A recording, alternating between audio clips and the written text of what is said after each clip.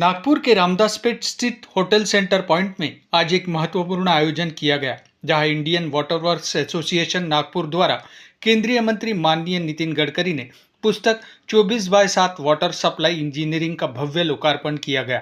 इस अवसर पर शहर के कई गणमान्य नागरिक, इंजीनियर और जल प्रबंधन क्षेत्र से जुड़े विशेषज्ञ उपस्थित रहे। उन तकनीकी विशेषज्ञों को सम्मानित भी किया गया। कार्यक्रम के दौरान ईवा सेंटर के पूर्व प्रेसिडेंट और नेशनल लेवल के अवार्ड विनर्स का सम्मान समारोह भी आयोजित किया गया। और इसलिए पहली बात तो ऐसी है कि मुझे ऐसा लगता है कि 5 साल की गारंटी पीरियड होनी चाहिए, और ये अगर होगा तो अच्छा। और इसलिए मैं ये मानता हूँ कि गवर्नमेंट में 100% काम करने के बजाय हम पब्लिक प्राइवेट सेक्टर में जाए। आप देखिए, एक दिल्ली का एयरपोर्ट, तो मैंने एविएशन मंत्री को कहा कि तुम्हारा इनकम 2400 करोड़ रुपए साल का है, तुम 15 साल के लिए इसको मॉनिटाइज करो। अभी शिंदी का एयरपोर्ट ऐसे ही महाराष्ट्र सरकार ने बनाया और RC सिन्हा मेरे MD थे, उन्होंने बनाया। तो मैंने कहा ये एयरपोर्ट आप 15 साल को करो तो महाराष्ट्र सरकार को भी 1000 करोड़ मिल जाएंगे और दिल्ली की सरकार को कम से कम 15,000 करोड़ मिलेगा, और मॉनिटाइज करके बाकी के प्रोजेक्ट मैं जैसे रोड में काम करूँ, मेरे पास पैसे की कमी नहीं। आज मेरे पास 15 लाख करोड़ पड़े हैं, 15 लाख करोड़। मेरा प्रॉब्लम रिसोर्सेस नहीं है, मेरा प्रॉब्लम पैसा खर्चा नहीं होता है। मैं जब कैपिटल मार्केट में मुंबई स्टॉक एक्सचेंज में जिस दिन लड़ाई चल रही है। इस आयोजन में विभिन्न कंपनियों और प्रतिभागियों ने अपने अपने प्रोडक्ट्स का प्रदर्शन किया, जिनका अवलोकन स्वयं नितिन गडकरी ने किया और उनके स्वाद एवं गुणवत्ता की सराहना भी की। इस मौके पर ईवा के चेयरमैन ON मुखर्जी ने जल प्रबंधन और 24/7 पानी सप्लाई की आवश्यकता पर जोर देते हुए सभी से सहयोग और जागरूकता की अपील की। नितिन गडकरी ने कहा कि मेरा दुर्भाग्य है कि मैंने 24/7 वाटर सप्लाई का काम मैंने शुरू किया था नागपुर में, मगर वो सक्सेस नहीं हुआ कुछ तकनीकियों के कारण। मैं चाहता हूँ कि यह कार्य सक्सेस हो।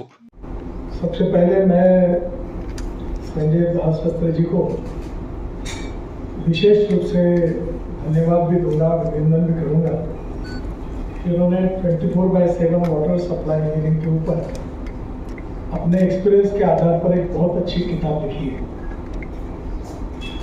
वो इसलिए उपयोगी है कि देश में 24/7 ये योजना लगभग यशस्वी नहीं हुई है।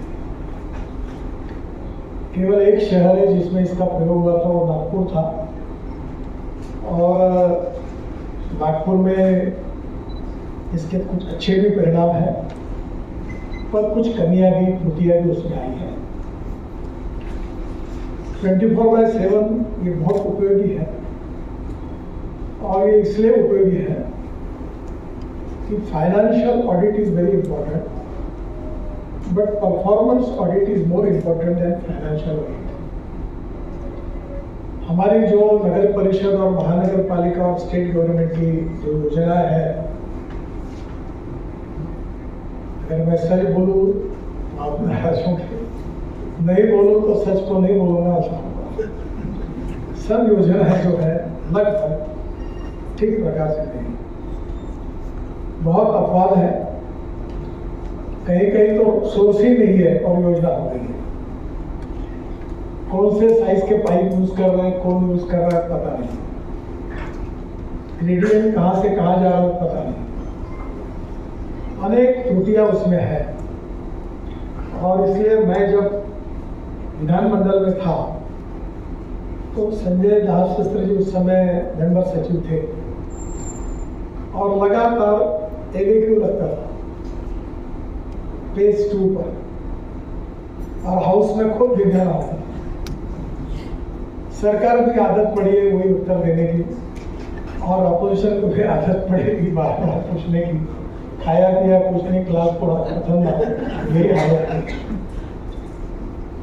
The basic reason we need to understand what are the exactly problems,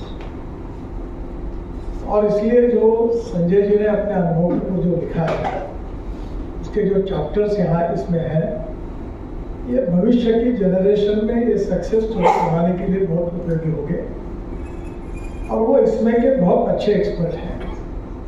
मैं भी उनका सलाह लेता हूँ। मुझे इसके बारे में मेरा ज़्यादा अध्ययन नहीं है, पर मेरे जीत के कारण पहला प्रोजेक्ट देश में शुरू हुआ। तो मेरे गले में माला तो पहनाते ही लोग कि तुमने लाई होगी, तो नेचुरली मैं इसमें काफ़ी इन्वॉल्व रहा, पर मेरा इसका कोई अध्ययन नहीं और मैं इतना विद्वान भी नहीं हूँ। मैंने बहुत बार लोगों को बताया कि लोगों को मेरे बारे में गलतफहमी है कि मैं बहुत विद्वान हूँ और इंजीनियरिंग के बारे में बहुत ज़्यादा समझता हूँ, तो वस्तुस्थिति वैसी नहीं है। मैं 75 में जब मैट्रिक पास हुआ तो इमरजेंसी लग गई थी, तो मैं इमरजेंसी के खिलाफ आंदोलन में था, तो मुझे मैट्रिक में जो परसेंटेज मिला था वो 52% मिला था और 49.26% साइंस ग्रुप में मिला था। मेरे घर में मेरे बहनों की माँ की इच्छा थी कि मैं इंजीनियर बनूं, पर मैं एडमिशन तो छोड़ो, एडमिशन के लिए ही डिस्क्वालीफाइड। कुल मिलाकर यह आयोजन जल संसाधन और तकनीकी नवाचार के क्षेत्र में एक महत्वपूर्ण कदम साबित हुआ। नागपुर से रीता खरीतिया की रिपोर्ट।